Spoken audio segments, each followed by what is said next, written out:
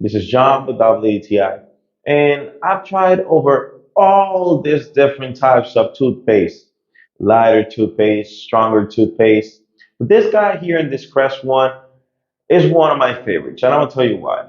One of the things that I like the most about this toothpaste is how easy it goes in your mouth. Some of them will have a lot of baking soda and will give you this bad, weird sensation. Some of them will go so light that you ever thought about maybe I didn't actually brush my teeth. But this guy here give you this minty, soft sensation without not being too weak, and it will give you this sensation that you have your mouth and your breath is looking fresh.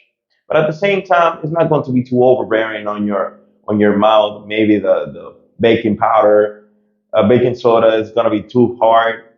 No, this guy actually has the slightly touch of this mint, and it's actually tastes good, to say it from a toothpaste. So this was John, with WTI, and that was my point.